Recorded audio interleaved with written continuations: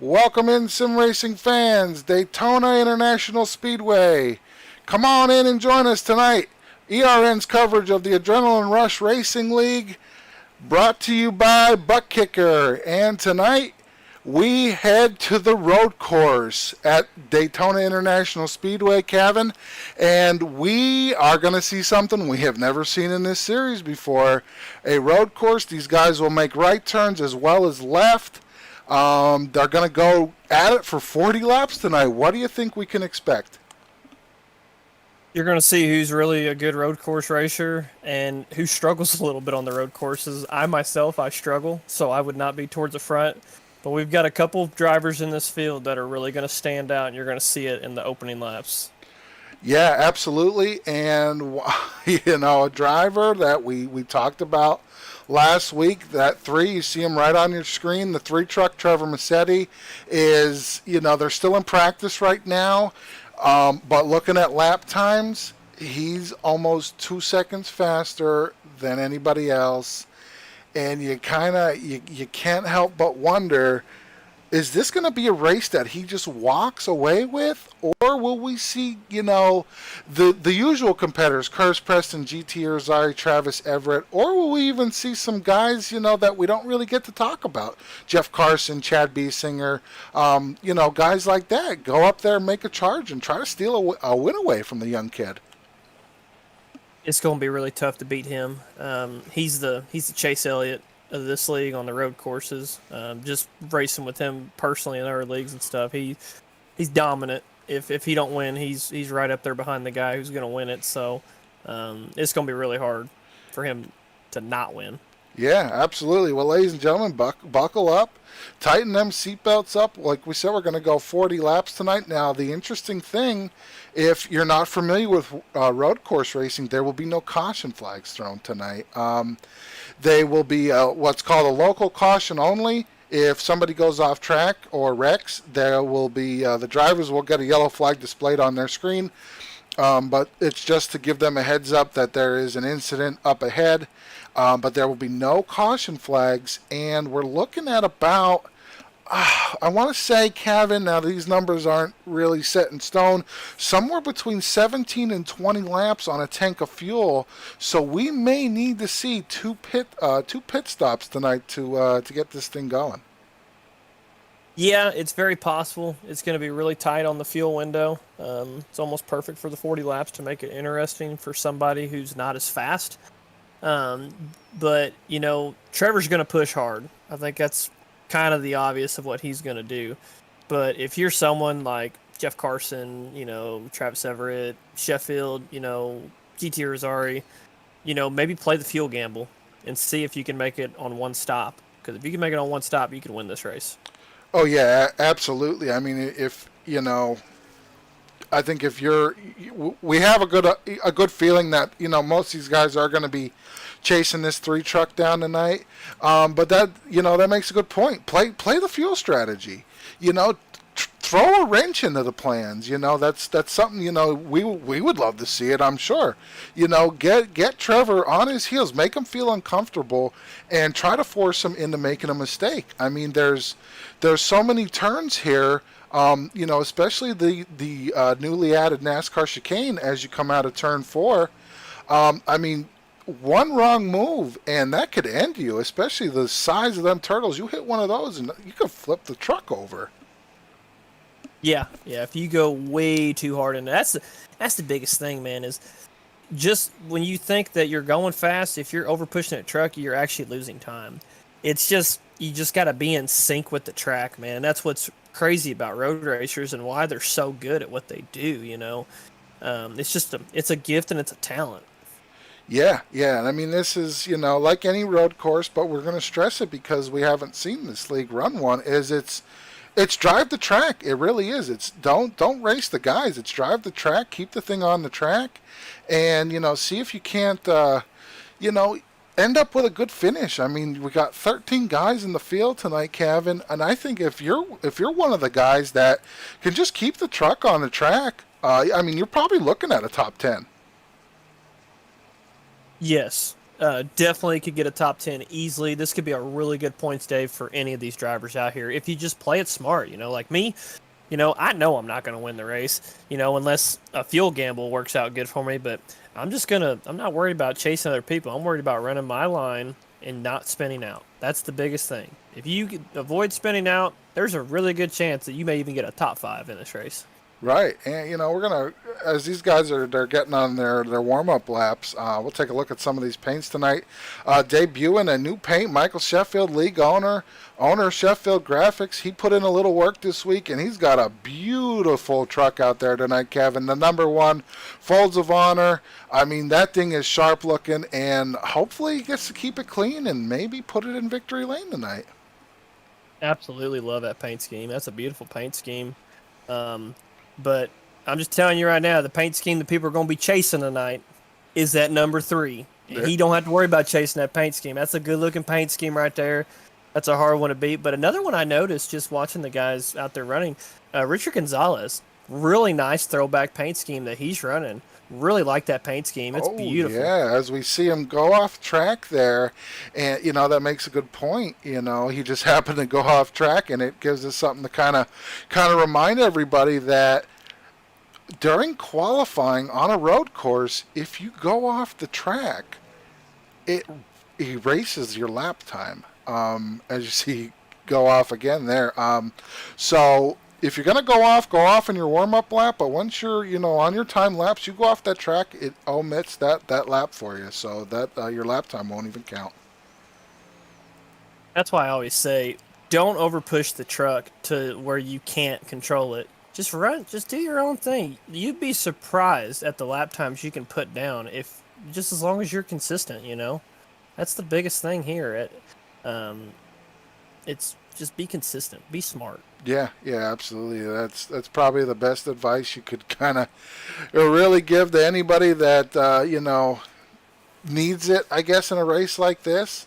As we see on your screen, Trevor Massetti is the first one to put a lap in. Now we've got Matt Upbrook. Trevor putting down a 156.35. That is that's going to be the mark right now. And you know what? I think that is a really good lap. We've seen him in practice running the low 157s. I think he might have got one in there. His best time was like I think a 155. So we'll see if he can improve on his second lap. But right out of the gates, dropping in a 156. I think anything in the 156 is going to be quick. It's going to be you're definitely going to be starting up there towards the front. But we'll see if he can lay down a 155 on his second lap. Absolutely. And I'm just sitting here kind of looking through some of these other drivers right now. Travis Everett, he had a tough time on his first lap. Sitting here watching Brian Fine. Brian Fine's being smart and consistent right now at this point. But I'm kind of curious to see what Trevor puts down on his second lap. Yeah, absolutely. Brian Fine will be one to watch. Made a little bit of a number change. We'll have to get that updated for next week. As you see, he spins it out coming out of the bus stop. And, hopefully, I mean, this is, I kind of like to think that you could use these qualifying laps as a little bit of extra practice. Mainly because, these guys they're only going to get, it's a 10-minute qualifier tonight, Kevin, because of the road course and the amount of time it takes to get around the track, as opposed to the 5-minute session we usually see. We're usually dropping the green flag about now. So these are, it's a good time to get a little bit of extra practice in. As Trevor was able to improve a little bit on his lap time of 156.24. So he's going to sit on top of the board right now. But, I mean, these other guys that are out running, they're gonna, they're chasing him down. They're gonna chase him down. He's the guy right now. Look at how many drivers that we've already seen run their laps, and they're not going to post because they went off the track. But look at these guys that were just smart and consistent. Didn't worry about that they were going to start on the pole. They're going to be starting up front because they completed clean, consistent laps. I mean, look at drivers like Chad Biesinger and Justin Hendry and Travis Everett putting in, let's just call it what it is. They're slower lap times by a lot.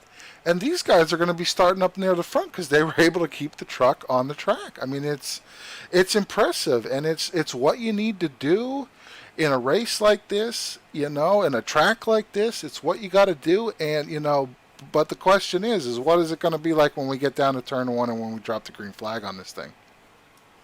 That's going to be a little scary. I'm not even going to lie. It's going to be a little scary. Everybody all bunched up together going in that first turn. It's going to be a little hectic, but Curtis Preston put down a very nice lap. He's going to start on the outside, looks like, unless anyone else can put down a faster lap, but a 157.9. That's a pretty good lap here. Absolutely, guys. Well, hang on. Tighten them up. Go grab a beer, get a drink of water. We're going to flip on over to the National Anthem, and when we come back, your starting lineup for tonight's race at Daytona International Raceway Road Course. Oh, say, can you see by the dawn's early light what so proudly we hailed at the twilight's last gleaming, whose broad stripes and bright stars through the perilous fight o'er the ramparts we watched were so gallantly streaming, and the rockets' red glare, the bombs bursting in air, gave proof through the night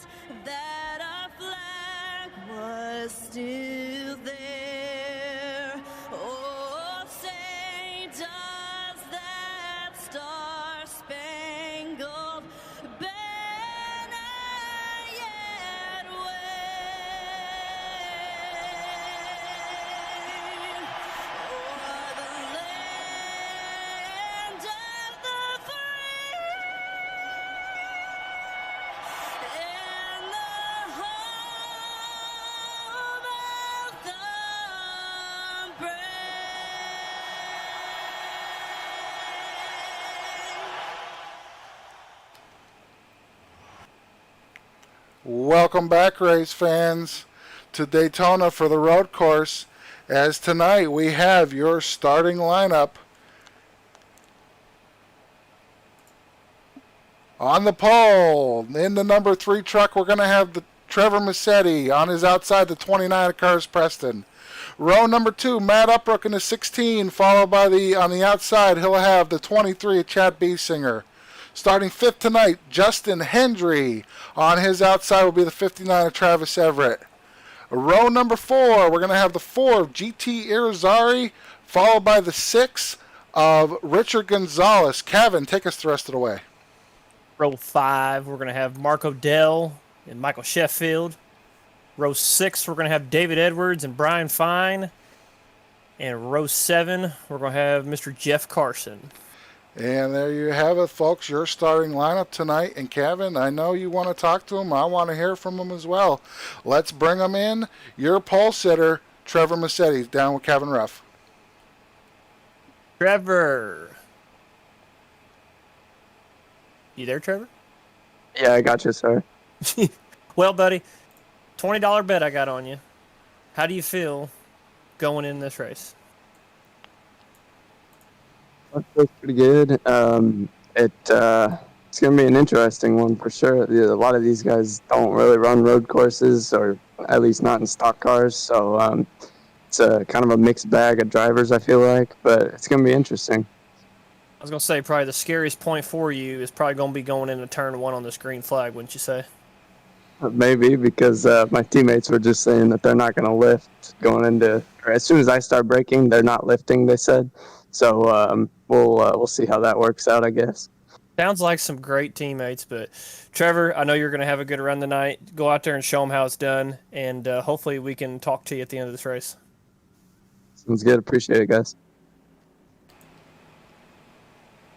All right, that was your pole sitter, Trevor Massetti. He's been dubbed the favorite tonight, Kevin.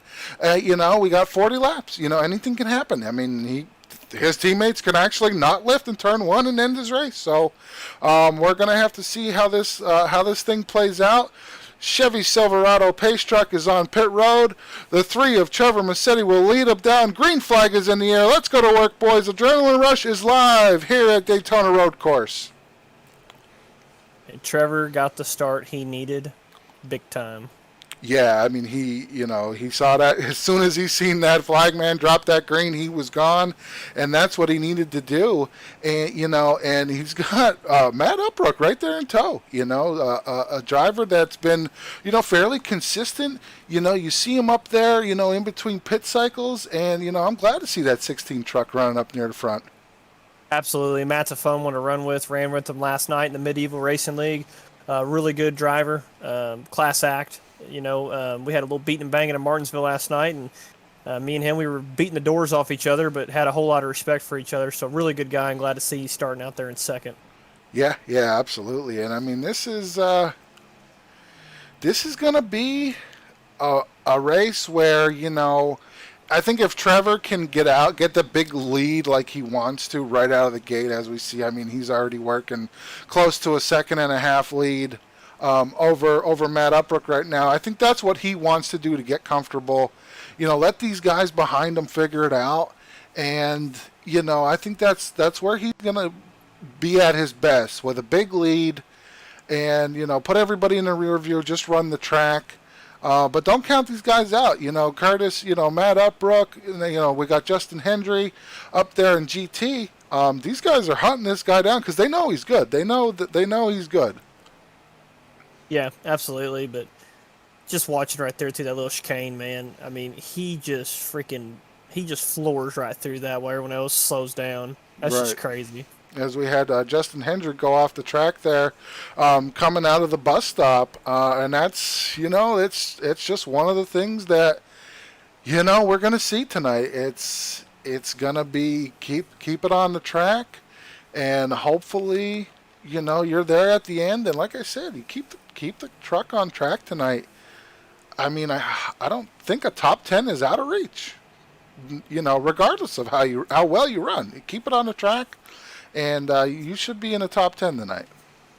Yeah, top 10's always a good day. Don't matter how many cars are in the field. Top 10, it's that'd be a really good day, especially on a road course. I'll take a top 10 any day in a 13 car field.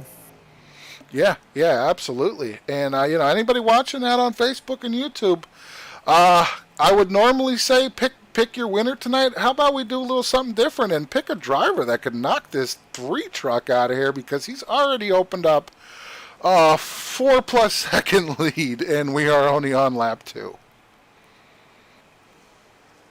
I think some people actually may get lapped tonight. It's crazy to think about it, Kevin. It really is. But when you've opened up such a lead to open this race, lapping guys it's crazy. I mean, we're looking at the scoring. It's running off the top of your screen, folks. 9-second, 10-second lead on second. I mean, I'm proud of Matt. I'm proud of Matt Upbrook right now. I'm so happy to see him running up front. But I can't help but know, does he feel defeated right now, knowing that he can't catch poor little Trevor up there? Yeah, no kidding. But Trevor just doing his thing. The biggest thing I'm wondering right now is how much fuel is he going to burn?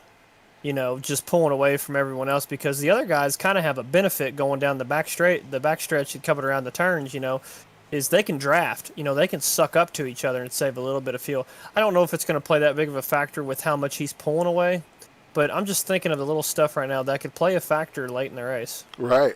I mean, we see these guys are already having a little bit of trouble. We see Justin Hendry is having some issues. He's down on pit road right now, and Trevor he's just gonna do what he does. He's just gonna run.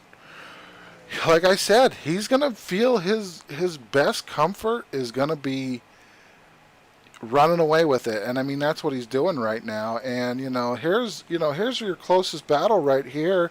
GT Irizarry and the 59 of Travis Everett. They're gonna battle it out for third right now, and GT up 4 spots from the drop of the green flag. So I mean, right now, he's your biggest mover. Now, can he hunt Trevor down? He's about 14 seconds back, but still a lot of racing. We've only got 3 laps completed. Yeah, GT, reigning champion. He just wants a good run tonight. That's all he wants, because all he cares about right now is them points. He wants to be able to have a good night, take those points, and move on to another circle track. Yeah, absolutely. I think he's not going to be the only one after tonight to be glad to be going back to one of those circle things next week. As we see these intervals just continue to climb, but it's just the nature of road courses. Either you love them or you hate them. I think it's for some guys, and looking right now at the one truck, Michael Sheffield, up 3 spots in the 7th right now. He's looking pretty good. Brian Fine, back up 4 spots. From the start of this thing, he had a little bit of an incident earlier. And, it's just going to be one of these races where you're going to jostle for positions, and, pit strategy is going to, be a big factor. And it's just going to be, where do you finish after the dust settles? Yeah. I mean, I'm just sitting here, just can't believe how far Trevor Massetti has already pulled away from everybody. That's what I'm just amazed by right now. This is unbelievable. Yeah, I mean, this is it's something crazy. As we see, the 16 of Matt Upbrook was running there second, trying to hunt him down, goes off track there, and that's something you're going to see, especially if you're one of the guys that Matt was in second, he's trying to hunt him down. You can't. You still got to go out there and try to. Oh, as we see the 81 of Mark Odell. Take it right around there. Luckily, nobody was able to hit him. He's going to get that thing back on the track. But this is going to be a race. You still got to be competitive and try to put down good laps. But I mean, Trevor, I'm looking at timing and scoring right now. He's running 157s, and everybody else is running 202s and above, Kevin. I mean, he's putting 5 seconds a lap on these guys.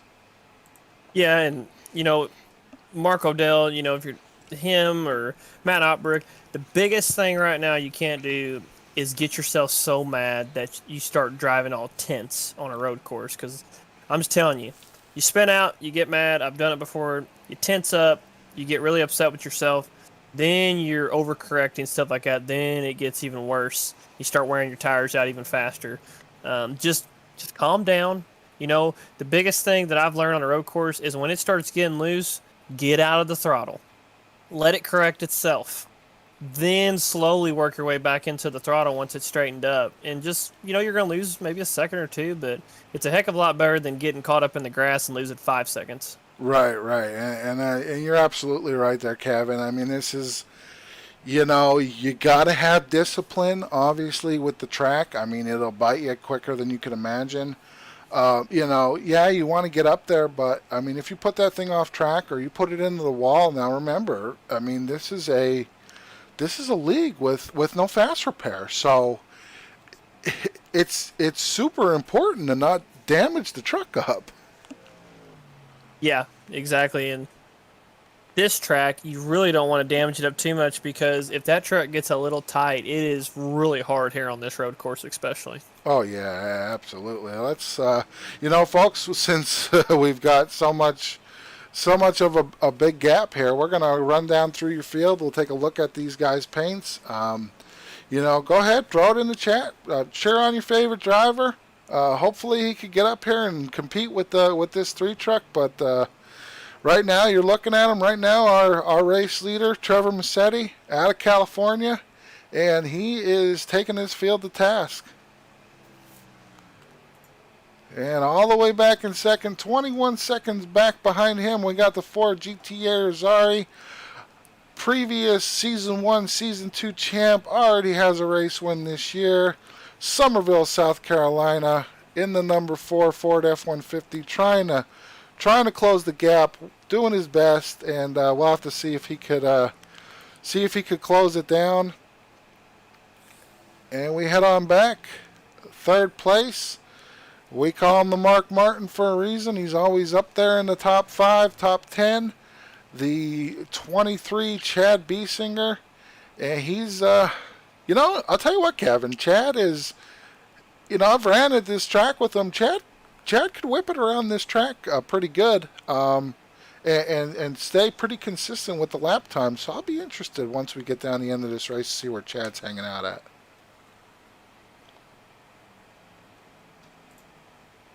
We'll head on back. The 16, Matt Upbrook, out of Iowa, Midwest boy. And he's, was up there running second. Had a little incident where he ran off the track, but he's clawing his way back. Back up there to fourth position.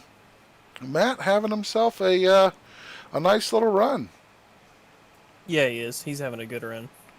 We'll head on back. Brian Fine, Wausau, Oklahoma. And you know what?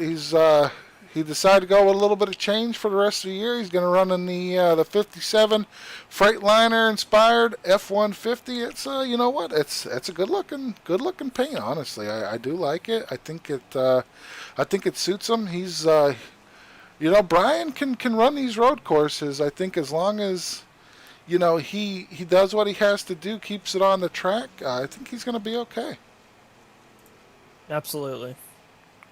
Back on Travis Everett, Greenville, North Carolina, in that 59 Hooters scheme. I love that paint. I always will. I could tell you that's probably a Sheffield Graphics paint just by the way it's done. A little bit of a scrape there on the left-hand side. We did see Travis have a little bit of issue earlier, but he's doing okay right now, hanging out in 6th. And speaking of the man, there he is, Michael Sheffield, running in 7th right now. And he is, he's doing his Michael Sheffield, method, I call it. The Michael Sheffield method where, just hanging back, running the track the way it needs to be ran, not getting too excited about anything. And, we'll see, just remember, folks, these guys are definitely going to have to pit at least once, maybe a second time, depending on how the fuel lines up. And, guys like Michael Sheffield and Curtis Preston and running mid pack, those are guys that I'll be curious to see. Will they try to stretch it out with a weird pit strategy? We will head on back. Last week's race winner, the 29 Curtis Preston. We're not usually used to seeing him run mid pack, towards the back, but don't count that Jim Beam Chevy out just yet. I mean, he's one of the best in the business. Like I said, this is still a super early race, lap 7 of 40. So we'll see if that Jim Beam can't get fired up and get up there towards the front. Looking on back, the number 9 Toyota of Jeff Carson out of Glendale, Arizona. Jeff just kind of doing his thing. Just running the track. Keeps to himself out there. He is scraped up on that right hand side, so he's had some issues so far. And we'll see if we can't see Jeff up there towards the end of the night. I'd love to see it. But we'll have to kind of sit back and relax. And we got the 15 David Edwards out of North Carolina, running that Jack Daniels inspired paint scheme. And you know what? Good looking paint, Kevin. It looks a little scraped up, but nothing too bad. He's kind of hanging back there, up one spot since the drop of the green flag, running in 10th. And, not doing too bad. Look on back. Mark Odell out of Tennessee. And, we seen him have a little bit earlier incident where he was, he spun out going into one of the turns there. Was able to, keep it off of the wall, which was important. Keep it off of the wall. Nobody got into him. And that's something that's, real important. And he's gonna fight. He's a fighter for sure, Mark, and he'll keep trucking out there. But as you see, he goes hard into the wall coming out of the NASCAR chicane, and that is gonna spell trouble for Mark Odell. He's already down on pit road, and it's just one of those things, Kevin, you hate to see. And Absolutely. It's those chicanes. We know they're tough. It's hard to get through those because you want to try to carry so much speed through them, and sometimes you can't. We see Richard Gonzalez lock up the binders going through there, and you know what? This is going to be a race, but here we are back out in front. Trevor Massetti up to a 30-second lead, and we don't even have 10 laps into this thing, Kevin. I mean, he is just putting on a clinic out there. He sure is. He's just. I wish he could teach me. I don't know how he does it. We run the same pedal setups. We run Husenfeld pedals. We bought them same exact time. But, I mean, he just blows everybody out of the water on these road courses, man. It's just unbelievable how calm and how much composure he's got running these consistent lap times throughout the race. Yeah, I mean, you could see they're on track. I mean, we just caught a glimpse, the 6 of Richard Gonzalez, and I mean, he's gaining on it. He's gonna, we may see a truck put a lap down here at Daytona Road, and this is something a little crazy. And I'll tell you what, guys, let's, to give you guys at home a little bit of an idea on what this track is like, let's ride shotgun. We're going to mute the mics, we'll crank it up, and ride with Trevor Massetti.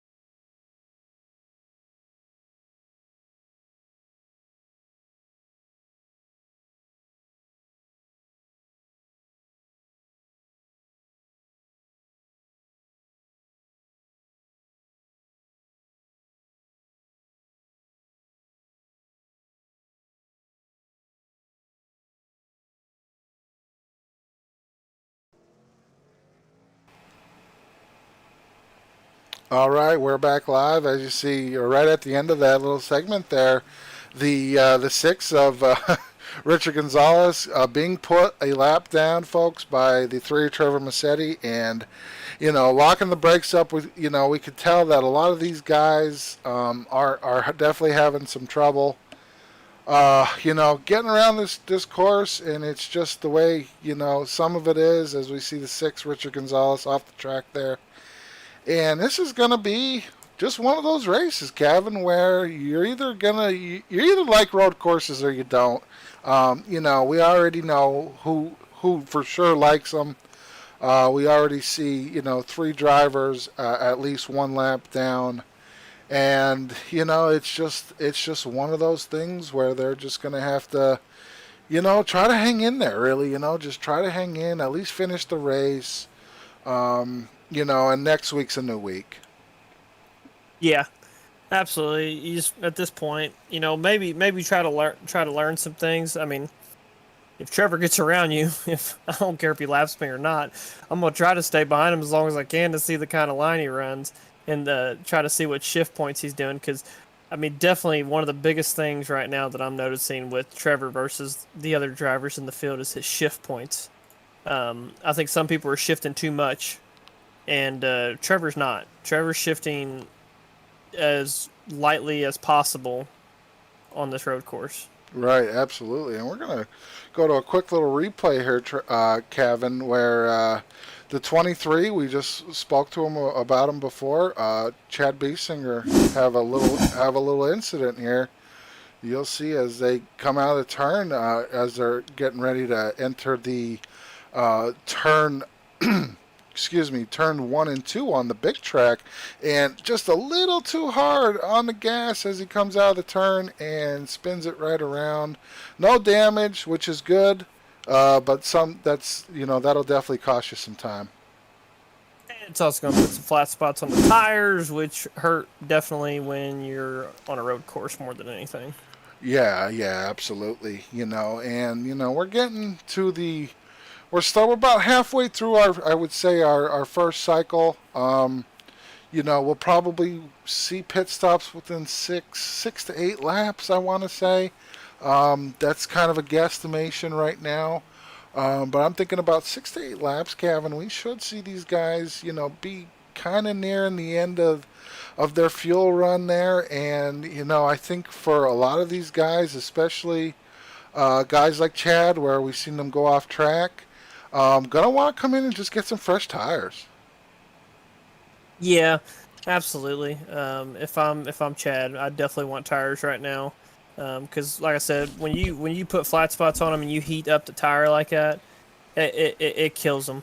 It absolutely kills them. Yeah, I mean, this is it's. I will tell you this though, and looking at some of the lap times, that some of these guys are running. Trevor's down to running a 159. We've seen Matt Upbrook's last lap was in the 159s, and so was Curtis Preston. So, kind of coming back down to earth. The tires are heat up. They got some laps on them.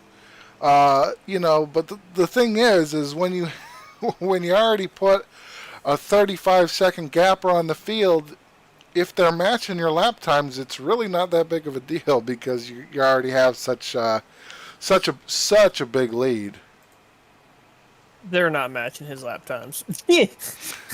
They're not. They're not even close at this point. I mean, even with these worn down tires, he just got a groove, man. He's got a groove. He's got a rhythm on this road course, and it shows right now. Right. And I mean, and for the guys that are running, sub top 5 right now, Travis Everett, Michael Sheffield, David Edwards.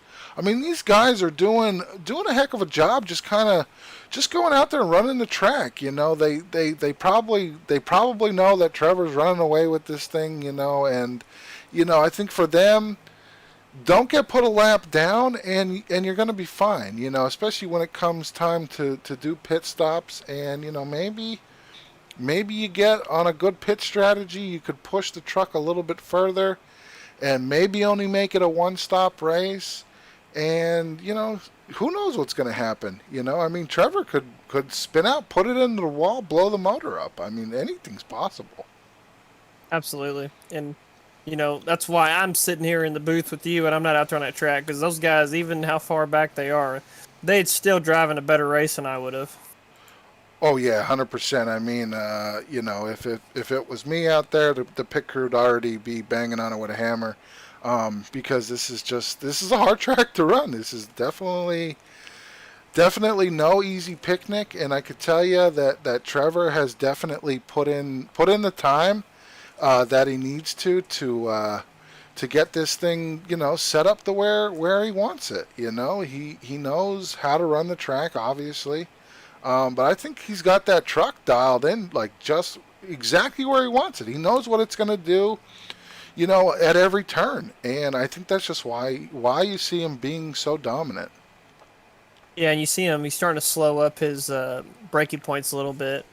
Um, it takes a lot of practice and talent to be able to figure out, when, okay, my tires wore down this much, so this is how much farther back now I need to be on the brakes. Do I adjust the brake bias a little bit more? Things like that. That all comes into play, and it's bigger than you can imagine on the brake bias on a road course itself. Oh yeah, yeah, absolutely. I mean, this is, it's shaping up to be a one man show, but we're still so early in this thing. I mean, it feels like, when we're used to running oval tracks, it feels like 50 laps into a race, and here we are with only, 13 laps completed of the scheduled 40 tonight, and it's a long race. You gotta have the stamina to run through this thing, because 40 laps at a road course to me and you, 40 seems like a small number, but honestly, that's quite a tall order for these guys tonight. Yeah, it definitely is. And the fans that are watching, if you've never sat in a rig and actually ran the race on a road course or like Bristol or Martinsville, when you have to work at steering wheel constantly, dude, you work up a sweat like no other. I mean, it's like last night, I running in your league, Steve. We ran 250 laps at Bristol, and I can't tell you how sweaty I was when I got done with that race at Martinsville, because it's just a handful with the steering wheel. Yeah, yeah. I mean, take that and add in, right and left turns, different braking points at different spots on the track. And these things want to break loose when you get back on the throttle, especially the more laps you put on these tires. I mean, it's definitely a tall order for these drivers. But there's one driver that has it figured out. You're looking at him, your race leader, by a lot, 40-second lead right now on GT Irizarry, and he knows what he has to do, and he's just doing it. Talking about GT though, look who's chasing him down a little bit. That's sitting there in third place that spun out earlier. Yeah, the 16 of Matt Upbrook, and I'll tell you what, Matt is looking pretty good out there as they come through turn one and down through the S's. As Matt's putting on a good show right now. Had that little incident earlier, was running in second, went off track. Got the truck back under him, and sitting in third right now. So good for Matt. Hopefully, maybe we'll get a chance to talk to the man after the race with a top three finish. But still pretty early. We're not even halfway through this thing yet. We should be coming up on green flag stops, I would say, within the next 5 laps. And, we'll see. But, I mean, that brings up a point, Kevin, now that I'd like to talk about is when we get to green flag stops, even if you're Trevor with, a huge lead, you still can't mess your pit stop up because, that's just valuable time. It truly is, and depending on his fuel situation compared to everyone else, because he's using much more throttle than everyone else is. And maybe I'm wrong, but from what it looks like, and how far he's pulled away, definitely cornering it plays a factor, but his throttle is so much different than everyone else's, and it just worked out great for him. But the fuel situation could be a little bit different for him too, so you really want to make sure that you nail your pit stop a 10 out of 10. Oh yeah, absolutely. And I mean, this is, these guys are going to start thinking about it. I'm sure. This is, it's one of those things where, you got a pit, and when do you come in? As we see, speaking of the devil, the Ford GT Irizarry, he'll roll it down pit road. Um, with 26 laps to go in this thing, and it looks like it's going to be a two stopper. I mean, I would say it is. We'll see when we get Trevor Massetti comes down pit road. I think these guys are going to have to make two stops. That's what it's looking like. I mean, obviously, you're going to see him do a splash and go on that last pit stop. But the biggest advantage that Trevor's got here when he pits is, it's a minute and 58 seconds to get around this track. So he's got plenty of time, to do the right pit stop. And, if it comes down to where, he's got to do a splash and go, because I have an idea. There's going to be some people that are going to be trying to clutch the corners and stuff like that coming towards the end, see how much they can save up. That's definitely going to play a factor. So Trevor's going to have to be really cautious. Is he going to clutch it, or is he just going to come in and get a splash and go? Right, as you see, Trevor Massetti is coming down pit road now. We're gonna keep an eye on him just to make sure that nothing bad happens on his pit stop. But that brings up a good point, Kevin, where we get towards the end of this race. I mean, typically when we're running an oval track, you'll see guys clutch the corners, and I mean you could do it 2 times a lap if you do it on each corner. Here, there's just so many turns, and you got to slow down for each one of them. So that might be something that we definitely do see towards the end of the race is guys using the clutch, bringing the engine speed down, saving fuel. As you see, Trevor Massetti gets on and off pit road, and it really isn't going to matter for everybody else because I'll tell you what, that pit crew did a stellar job getting him on and off pit road, and you know what? He still sits with a huge lead. Yeah, that was Alex Bowman's pit crew. I swear, that's the best pit crew right now in NASCAR Cup Series on the Sundays. He must have paid them some money for this race to make sure he gets out ahead of everybody. I mean, this is incredible, folks. I mean, Trevor came down under green flag, made a full pit stop, 4 tires and 2 cans of Sunoco fuel, and still holds on to a 20-second lead. I mean, you can't make this stuff up.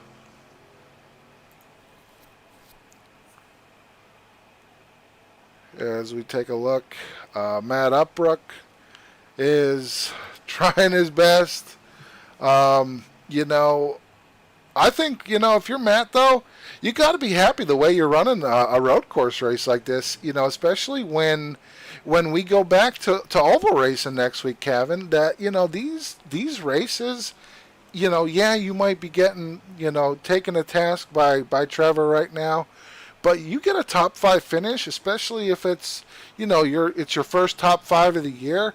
Boy, does that confidence carry over to the next week. Yeah, absolutely. And, you just talking about it.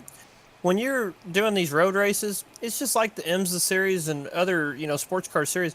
They don't just celebrate the winner. They celebrate the top 3 finishers, So, getting a podium here, first off, you get to talk to me or Steve, We're pretty awesome people, we think, up here in the booth, So you get to talk to us. And secondly, you're on the podium. You got a good points day, and you finish top 3. Take it and run with it. Oh, yeah, sure. I mean, yeah. I mean, obviously, besides, getting to talk to us, I mean, that's obviously a huge benefit. But, yeah, you're right. I mean, the confidence that it gives you to carry into the next week, it's got to feel like a win, especially at a track like this where, we see a lot of guys struggling here, and, we kind of thought, going into this race that maybe we'd see, a guy or two struggle. But in the same token, this is the first time in in their 3rd season now, that Adrenaline Rush has run a road course. So we kind of didn't know what to expect, honestly. I would hate to see this race at COTA.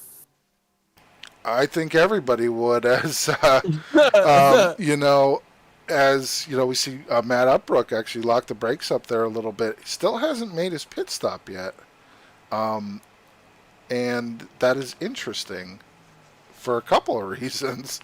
But yeah, I mean, you know, if anybody watched the Cup race there this weekend, in the rain and all that, you know, everybody had they had some issues there, and you know, Coda's it's an interesting track. You know, I think it's another one of those deals you either like to run there or you hate it. You know, I would split the field with the Cup guys. You know, 50% of them probably liked it, and I'm sure 50% probably hated it. Yeah, the easiest way to put it, you're either Kevin Harvick or you're Chase Elliott. Right. Yeah, that yeah, you're 100% right there. That is that's kind of the only way to look at it. But you know, and we're seeing this a lot in NASCAR where they're taking, you know, some of these tracks that have just been straight ovals, and you know they're slapping, you know, the Cup cars on the road course, and you know it's interesting. You know, we've seen them do it at the Charlotte Motor Speedway, now Daytona. You know, now they're running the Indianapolis road course. You know, this is kind of just the new way of NASCAR. You know. Yeah, you know, the past couple years, you know, they've seen the decrease in fans attending, and one of the biggest debates people had was, you know, put more road courses back on the schedule, and more people will watch it. And I think Coda was one that was kind of. I'm personally not a fan of Coda. I mean, I'm a huge fan of Chase Elliott and Kyle Larson, so I'm glad to see the boys get 1-2 finishes. But I'm not a fan of Coda. I think they could have picked a better road course. That track's just not meant for a stock car, in my opinion. But it is awesome to see that they're putting more road courses on the map. Like Indianapolis is going to be a fun one. I think Daytona road course is probably one of the best road courses they could have put on the map for the schedule, because there's always been good races there since they did it last year. But yeah, it's really fun to see that they're running more road courses. Yeah, and I mean, I think it's a matter of personal opinion, honestly. I think, you know, you either want to see road courses or you don't. But you know, they're doing it, I want to say, the right way and the wrong way. You know, like we just talked about, where, you know, I'll agree with you as far as Coda goes. I don't know if that's a track that I would want to put a stock car on, but in the same token, Daytona and the Charlotte Roval I think they did a fantastic job, you know, running the road course races there. It's tracks that carry a lot of speed. You kind of get both, you know, a 2-for-1 race, if you will, where, you know, half the track's an oval and then half the track you run the road course version of it, and you know, it makes for some exciting racing. Absolutely. The Roval has always had good finishes since it started. And I'll be honest with you, I hate driving that track. It's an absolute nightmare for me, but I'm not that good of a road course racer. I'm getting better since I got Husenfeld pedals. But, you know, it's a nightmare to drive. But Daytona's a fun one to watch too. I thought it was pretty cool. They did the Busch Clash there, you know. But yeah, these road courses are getting a lot of fun. Kind of interested to see where NASCAR is going to go. I think they said they would like to put another one or another 2 road courses on the schedule. So it's going to be really interesting to see what they do. Yeah, absolutely. As now we're going to start pit roads. I think right now Kevin's going to start being busy as we see Matt Upbrook, Travis Everett, and we have the one of Michael Sheffield fallen. You know, I think these guys really wanted to run their tanks almost dry to see if they could get away with the one pit stop thing. And, you know, it's not a bad strategy because we mentioned it. Now, these guys that are pitting here with 22 laps to go, you know, might be able to save enough fuel to carry them to the end of this race. Yeah, you say that, but here comes Trevor Massetti. He's going to lap them. Yeah, that's the thing, you know. At what cost? You know, at what cost does the strategy pay off. As you see, he's putting Michael Sheffield a lap down right now as we speak. Now, if you're the one of Michael Sheffield, and let's just say hypothetically you could save enough fuel and not have to make that pit, but Trevor does, you still gotta go around the track a whole lap to get your lap back. First off, to where Trevor's just like, you know what, I got a huge lead. I almost got a minute lead on, GT Irizarry, which he's already pit. I just think it's just a race where, as long as Trevor doesn't blow a motor or fall asleep behind the wheel, he's probably going to walk away with this win. Yeah, absolutely. Trevor, I could say it a million times. He's just a gifted and talented sim racer when it comes to the road courses for sure. He's great on ovals. He is great on ovals, but he is fantastic when it comes to road courses. Yeah, that's there's no doubt in my mind. And as far as guys that there's only two guys on track that haven't pit, the 23 Chad Biesinger and the 9 of Jeff Carson.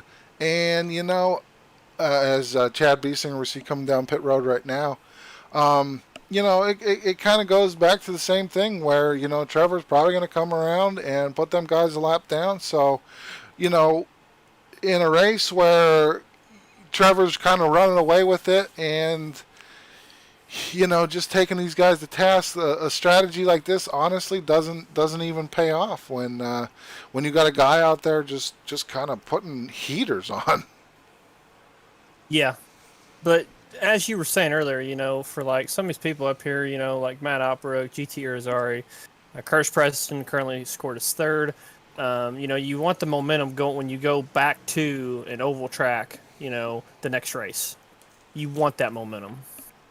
Yeah, I mean it's going to be huge for those guys, especially guys like Matt Upbrook. I mean, I want to keep mentioning it because these are guys that have been running consistent top tens, but not really up there in the top 5 yet. And Matt's running there top 5, and he started up there. He started third tonight, so he's been doing pretty good. And these are races that matter for guys like that to take them in the next week when we go back to running ovals. And I believe next week we got the Milwaukee Mile on the schedule, so we're going to go from a road course to a short track, and it's going to be fun, But guys like Matt Upbrook and your front runners, GT Travis, Curtis Preston, they'll just continue to let their momentum build. Yeah, absolutely. Great run right now for some of these guys that don't get recognized as much as they should. That's the biggest thing about these leagues that we all do. It's awesome when you see somebody that has so much respect for the entire field, class driver, maybe a tough break one week, just not having a good season like they should be, and you see them finally have a breakout week and they get a good finish. That to me, that's a win for the league, because you want everyone to do good. You want everyone to have good races. It's just awesome to see that, and all these guys in this league, I run with them in some other league that's involved with Evolution Racing Network. It's just awesome sitting up here being able to call it, being able to see these guys just run a good race when they deserve to finally get one. Right, yeah, you're 100%, and I mean that's a sign of a good league, like you mentioned. To see these guys running up there that you usually don't. Smaller field, yeah, we know that.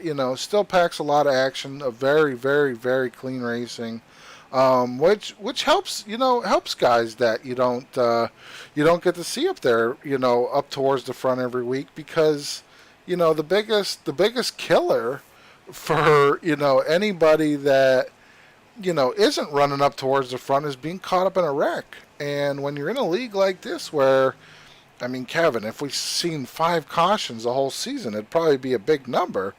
Guys like that aren't getting caught up in wrecks, I mean, it really gives you a chance to showcase your skills, show guys what you're made of, and try to get out there and get good finishes, and try to ultimately climb your way up the points ladder. Maybe get in victory lane a time or two. Yeah, absolutely, absolutely. Couldn't agree with you more. And just going back to the other leagues that we have here, um, most of them, except I would say except for RSR. RSR is just very lucky to have the field that it does. These are smaller fields, but like you said, the content it sometimes makes it more fun.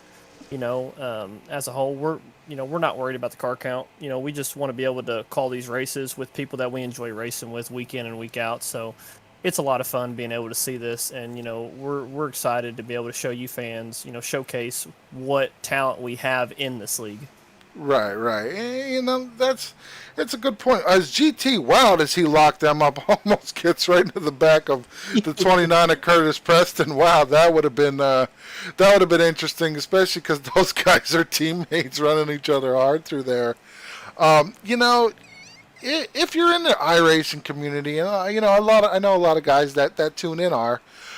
You could really see any kind of league being out there, being broadcasted by different companies and whatnot. And I know that there's probably a fan base that loves to see the full 43 car fields, and going beating each other's doors in, and then you kind of switch gears to a league like this where it's smaller, it's green flag runs, it's it's a lot of strategy, and you know what? It's something I think that certain fans will enjoy. We mentioned it all the time that I think there's nothing more exciting than seeing green flag pit stops at a short track. Where the field's a lot more bunched up together. Than watching a race that ends in a green white checkered. That's it kind of just depends on what you're into, and you could get all of that here. Yeah, absolutely. Um, we've got leagues that run. Oh, it seems like almost every night, Steve. We're always sitting here getting notifications on our phone, on our Discord. Because we got so many leagues together in this wonderful league as in a whole. Evolution Racing Network. If it wasn't for you guys, I don't know how I'd be entertaining myself some nights. So I'm lucky to be able to sit here in the booth and call this race with you. Lucky to be able to race you in medieval, and very lucky to be able to run in the RSR Cup Series, which is kind of like the big crown of this league. Those Tuesday nights, man, it's always a blast being able to run in that one. But I don't know, man. I kind of like this broadcasting gig now. I almost like it more sitting up here calling this race with you, buddy. I'll tell you what, some people will ask me because I've toned the racing part down of it a lot because I really enjoy doing this, especially with you, Kevin. They're like, don't you miss it? I'm like, you know what? Sometimes I do. Yeah, I ain't gonna lie. I miss being out there 5-6 nights a week turning the wheel. But at the same token, when we showcase leagues like this, or we do a broadcast on Tuesday, we're gonna be bringing a Thursday night broadcast into the series here, and then Saturdays. I mean, boy, I'll tell you what, these leagues are just so action-packed that some nights I just forget about slapping the wheel on and going to town because I'm just ready to go to work with these guys, watching these guys run around the track and, kind of show me how it's actually supposed to be done, not that kind of, schoolboy racing that I do. Yeah, no kidding. I agree with you 100%. And I'm kind of looking at the leaderboard now, and look at how many drivers are a lap down. It's obviously it's impressive, guys. We know this, but to only see five trucks on the lead lap, and I mean, with 17 to go, and the lap times that Trevor's running, as opposed to these other guys, honestly, if you get three guys that finish this thing on a lead lap, I think it's probably going to be a big number. Yeah, absolutely, absolutely. It is just we are just seeing Trevor Massetti take these guys to work. He's Oh man, he's just picking them off left and right, putting these guys a lap down, gaining on these guys, and you got to be happy with finishing in the top five, but you don't expect to finish in the top five and be a lap down. Yeah. I was going to say, for Trevor, he's dominating. I mean, he could retire after this race, but he actually can't because he's the youngest damn driver in this field. I'll tell you what, guys. For you guys tuning in that don't know, Trevor just this past Saturday graduated from high school, 18 years old, set to go to college here in the fall, and you know what? He's I think he's rubbing it in a little bit to these guys' face that, the older guys in the field, the Michael Sheffields, the GT Arizzaris, these, seasoned veterans that, hey, I could run with the big boys too. Yeah, you wouldn't think he's 18 years old when you race with him. It's like last night, he won at Martinsville in the Medieval, which, if in case you fans don't know, the Medieval Racing League, it's the 2013 Cup cars. So those cars have a lot more horsepower than the current Cup cars. I think, if I'm correct, Steve, I think 850 horse. I think yes, you are those correct. have. So throttle at Martinsville, you have to be very careful. And I had a chance to try to give him the bump and run, but I just couldn't because he just drove so much better than me, and I ended up getting a second place finish. But he's good in all the cars on iRacing when it comes to the stock cars. And just to think the fact that he just graduated high school, he's 18 years old. I mean, he's got the soul of a 45-year-old man. I mean, he just got a lot of respect for everybody, and just races like he's been doing this for freaking ever. Yeah, I'll tell you what. I think it's probably safe to say, Kevin, we could dub him the Chase Elliott of the sim racing world on road courses. At least in the leagues that we showcase him. He is out there, and we just mentioned it. Now we're down to three trucks on the lead lap. Himself, Curtis Preston, GT Arizari. And I mean, it's just impressive. To go out there, get the pole, lead every single lap, even through the round of pit stops. I mean. Typically you'll see guys, lose a position or two during green flag stops, and then it kind of cycles back out. But not today, folks. Trevor Massetti took the green flag with the lead and has not even been close to giving it up. Yeah, he hadn't even looked back in his mirror. He's probably just sitting there. He can't drink yet, so he's probably just sitting there drinking, a bottle of Dr. Pepper or Coke or something, unlike Curtis Preston, where Curtis Preston, he may be just ready to go to the Jim Beam distillery just to, drink his mind away from this, this race. Yeah. I mean, honestly, with such a huge lead, I mean, you guys could see it on the scoring tower on the left-hand side of your screen. 1:17, 18 seconds is your interval. That is not an error. That is how big the lead is. And I mean, we got a nice, I want to call friendly battle for second, but I really don't think it is friendly, Kevin. I mean, these guys, yeah, they're teammates, but I bet you that 4 would turn that 29 in a heartbeat to get that second spot. Yeah, he would. And he's told us before, the people he races the hardest are the ones that he races with the most.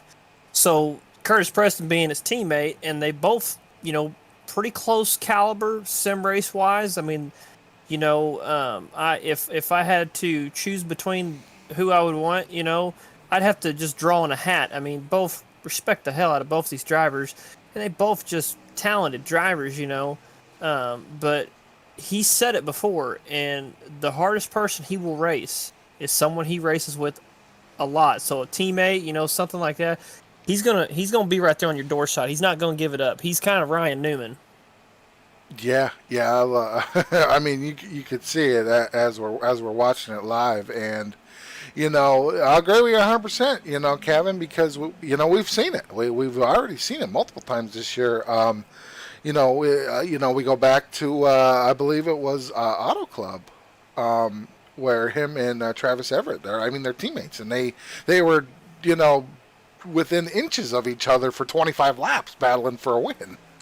Yes, I mean, just absolutely insane. But it just goes to show how much time they put in together, and how comfortable they are racing one another. but it just absolutely insane how well that team of drivers right there, how well they race each other. It's pretty impressive. Yeah, absolutely. Well, folks, me and Kevin are going to grab a quick bottle of water here. We're going to keep you live on the side by side